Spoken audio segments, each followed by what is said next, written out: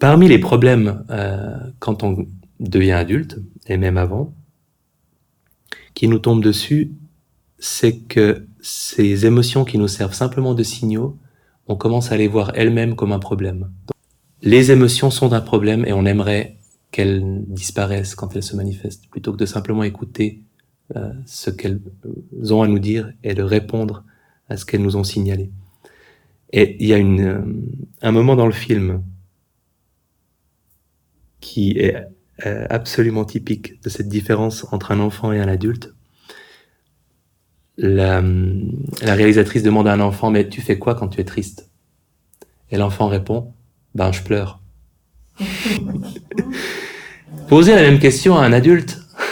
Alors, quand je suis triste, j'ai trouvé un mélange whisky plus Xanax plus ma série préférée et vraiment, alors ça atomise la tristesse. Bon, il y a d'autres réponses, mais souvent, il y a l'idée sous-jacente quand on répond à la question en tant qu'adulte qu'il faut faire quelque chose quand on est triste parce que ça va pas et c'est un problème et il faut résoudre ce problème d'une manière ou d'une autre. Donc, ou bien on pensera qu'il faut résoudre le problème que l'émotion nous pose, il faut trouver une solution pour cette tristesse, pour cette anxiété, pour cette colère, il faut faire quelque chose, ça va pas. Ou bien on essaiera de nier son existence, de dire qu'elle n'est pas là, et ça marche pas intérieurement, ça a tendance plutôt à la prolonger, et ça donne lieu à cette spécialité adulte qu'est l'attitude et le comportement passif-agressif. Non, je ne suis pas fâché, je ne dirais pas que je suis fâché, c'est une spécialité d'adulte. Et autant intérieurement que dans les relations, ça ne nous apporte rien de bon. Et on cherche aussi parfois l'oubli, l'anesthésie de l'émotion dans un plaisir quelconque qui va nous faire temporairement penser à autre chose et qui souvent crée lui-même des problèmes. Puisque c'est rare qu'on en profite vraiment et il y a souvent un abus, que ce soit un abus de série, de chocolat, d'alcool ou d'autres choses. Quand on a recours à un plaisir dans le seul but d'échapper à une émotion désagréable, souvent ça ne marche pas sur le long terme. Et ce rapport changé, ce rapport biaisé aux émotions négatives et finalement à toutes les choses désagréables que la vie nous réserve, peut se résumer en trois myopies qu'on développe avec l'âge. En tout cas, sur le plan méditatif, c'est comme ça qu'on voit ce changement. La première de ces trois myopies, c'est qu'on voit le désagréable comme étant quelque chose d'anormal, comme étant un problème, plutôt que comme étant le signe qu'on est humain, et que, étant humain, on va vivre de l'anxiété, de la tristesse, de la colère, et que ça fait partie de la nature humaine. Ce qui semble évident pour l'enfant qui répond « quand je suis triste, je pleure », on le perd de vue. Et ça peut provoquer, quand on l'a complètement perdu de vue, un sentiment d'isolement, de solitude, d'aliénation, enfin tout ce qui nous fait nous sentir séparés d'autrui parce qu'on ressent une émotion intense. On va voir les émotions désagréables comme durables, alors qu'elles passent. C'est aussi la raison pour laquelle on veut absolument trouver une solution, c'est parce qu'on a cette impression illusoire que si on ne fait rien, elles vont continuer, ces émotions.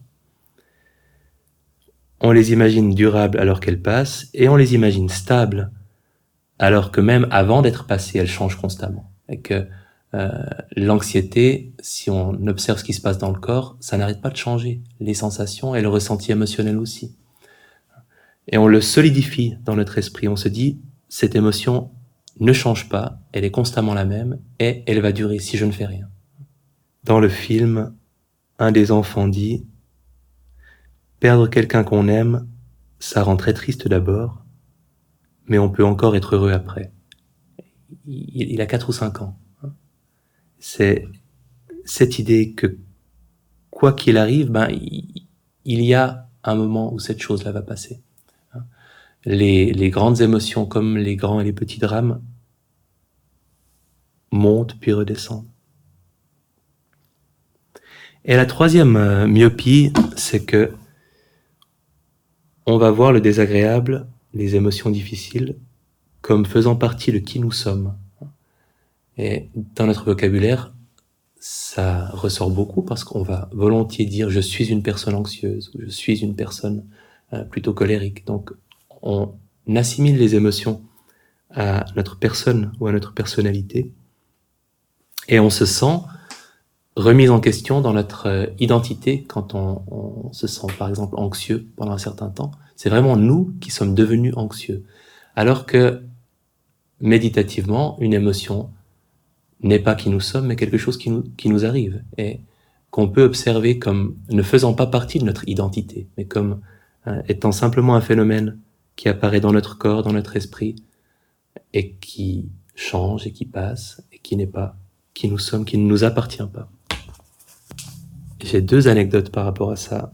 Une que j'ai déjà souvent racontée d'un enseignant de méditation qui s'appelait Munindraji, qui était parti en pèlerinage, je crois faire des visites de lieux saints qu'il n'avait jamais pu visiter en Inde. Et comme il était très âgé, il était accompagné de plusieurs méditants qui faisaient le voyage avec lui.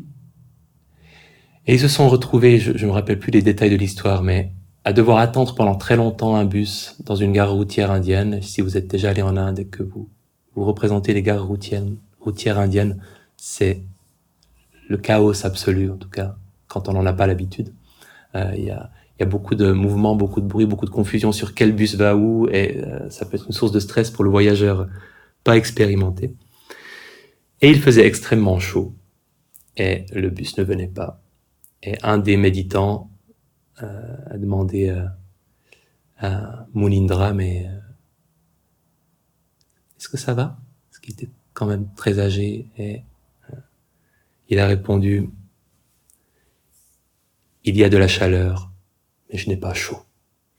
Il y a de l'impatience ici, mais je ne suis pas impatient. Il y a de la frustration, mais je ne suis pas frustré.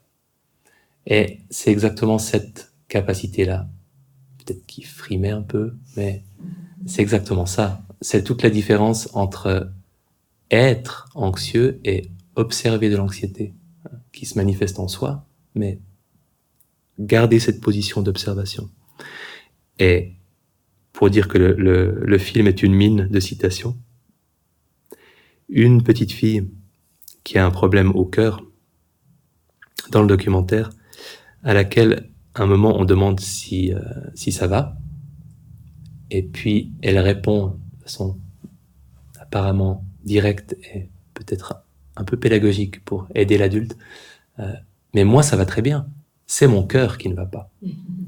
Et c'est encore une fois cette capacité à faire la différence entre le cœur de notre identité et ce qu'on est en train de vivre, et les différents éléments de notre expérience, que ce soit un problème de santé ou une émotion. Donc, en méditant, on va chercher à reconquérir, à rétablir un petit peu ces qualités enfantines, en observant les émotions difficiles et les moments difficiles comme allant passer, avec cette phrase « ça aussi ça va passer », on les observe passer en fait. On observe comment ils passent et comment ils se transforment.